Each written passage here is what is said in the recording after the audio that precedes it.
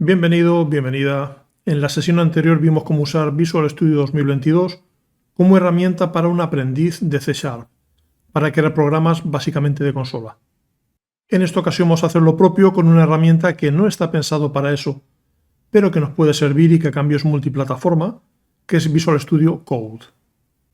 Pues el primer paso es descargarlo desde su página web, visualstudio.com o visualstudio.microsoft.com.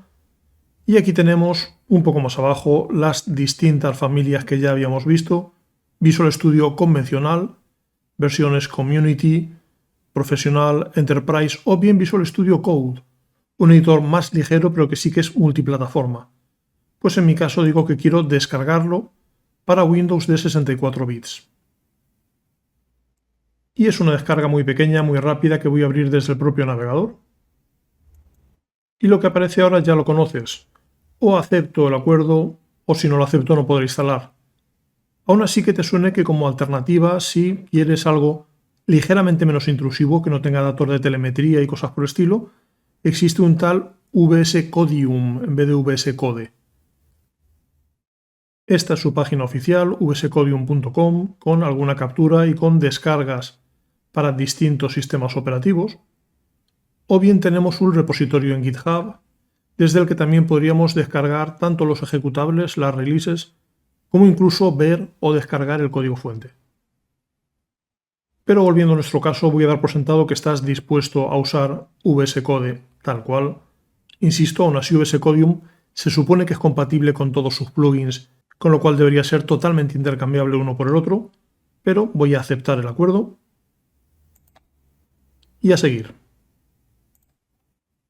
Me propone instalarlo en una carpeta local, que son las últimas políticas de Windows de cara a que sea más seguro y que no tenga efectos colaterales para otros posibles usuarios. Voy a decirle que de acuerdo.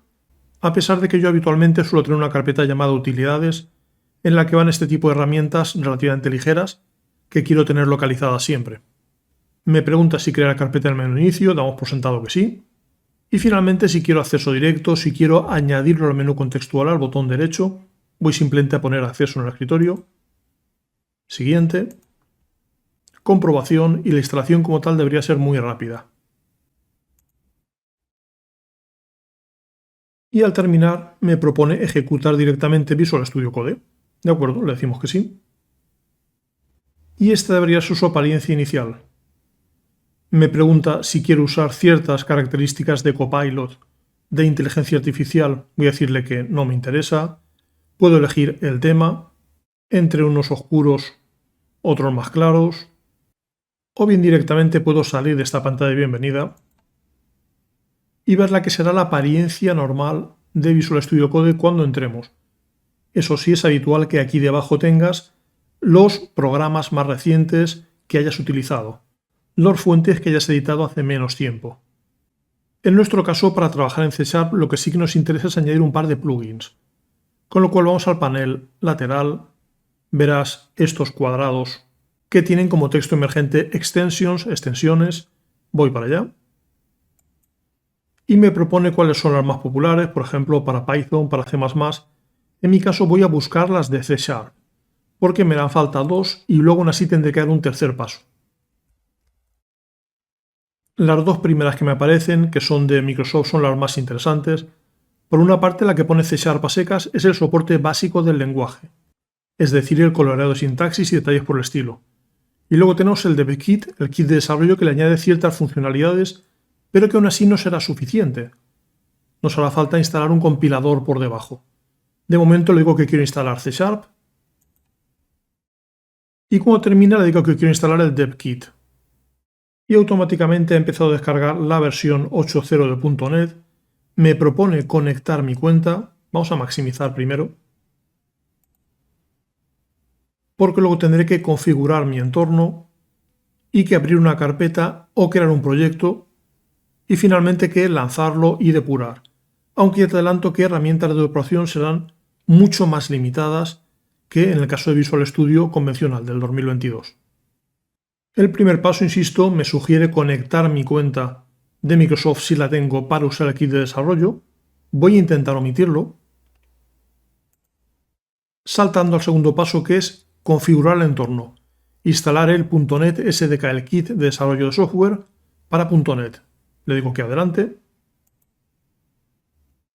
Y me sugiere la versión más reciente, .NET SDK 9.0.101, o bien en otras, tengo la 8 y la 6, ya habíamos visto al hablar de Visual Studio 2022 que .NET 8 no es la más reciente, la 9 es más reciente, pero a cambio esta es de soporte a largo plazo, con lo cual ante la duda, como va a ser más que suficiente para nosotros, voy a probar a instalar esa, la .NET 8. Y como siempre te irá avisando en el panel inferior de qué ocurre. Es de esperar que aparezca una ventana emergente que te indique el progreso de ese paso concreto de la instalación del SDK de Microsoft.NET.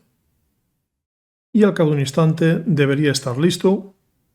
Voy a probar directamente a salir de Visual Studio Code y a volver a entrar para que me aparezcan los últimos cambios. Y me debería aparecer algo parecido a esto.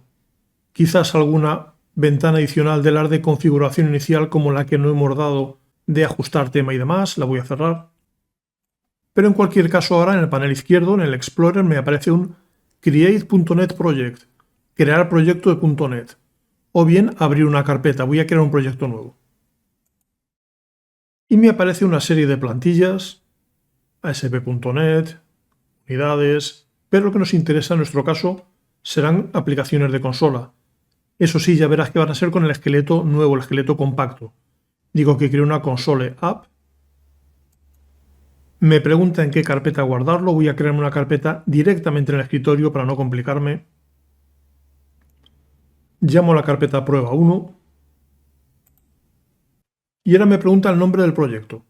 Me propone console app 1. No tiene por qué ser el mismo que de la carpeta, aún así lo voy a llamar igual, va a ser prueba 1. Y ahora tengo la posibilidad de confirmar, de crear el proyecto en esa carpeta. Y me pregunta si me fío de los autores de los ficheros que hay en esa carpeta. Por supuesto que sí, soy yo mismo, le digo que sí, que confío en los autores. Vuelvo a cerrar esta ventana de los pasos que no me molestaron en completar antes. Pero me interesa que veas que en el explorador me aparece ahora prueba 1, prueba 1.sln y una subcarpeta prueba 1. Si hago clic en el símbolo de mayor que, me despliega y me muestra el contenido y hay un fichero llamado program.cs. Si hago un clic sobre él, me aparece mi programita, ya sabes, esqueleto mínimo, en pantalla. Yo estoy acostumbrado a hacer zoom con control y la rueda del ratón. Es algo que no funciona en Visual Studio Code inicialmente. Ahora lo cambiaremos. Pero sí que puedo usar control más. Queda saltos un poco más grandes, pero es por lo menos soportable. Si prefiero configurar la rueda del ratón, que para mi gusto es cómodo, puedo ir al menú File, Preferencias y Settings, configuración. Y si ahora busco Mouse Wheel, rueda de ratón, me aparecerá entre otras cosas ese Mouse Wheel Zoom, ese hacer zoom con la rueda del ratón. Digo que sí, ya puedo cerrar los settings y ahora ya puedo hacer zoom con la rueda del ratón, que para mi gusto es más cómodo, además de que son pasos más progresivos. Pues como despedida, para que veas cómo se compilaría y cómo se lanzaría, vamos a hacer un programa que nos pida un par de datos y nos muestre un resultado, por ejemplo, que nos pida nombre y apellido.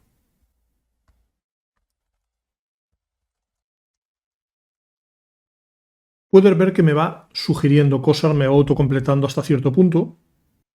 Vamos a añadir como siempre un console write line antes de pedir para que el usuario sepa qué esperamos de él.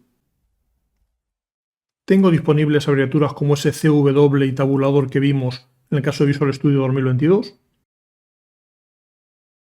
Pero esta entrada y salida va a tener limitaciones. Para que lo veas voy a hacer un console write en vez de un console write line. Con lo cual sería de esperar que me dijera dime tu nombre, apareciera un espacio en blanco y a continuación yo escribiera. Verás que va a aparecer separado. Duplico esta misma idea para el apellido. Y finalmente le saludo. Y lo dicho, vamos a probar el resultado. Primero guardo cambios. Y tenemos en el panel izquierdo el botón que recuerda al play con un bichito que es el Run and Debug, ejecutar y depurar. Aún así, insisto, la depuración es mucho más floja que en Visual Studio 2022.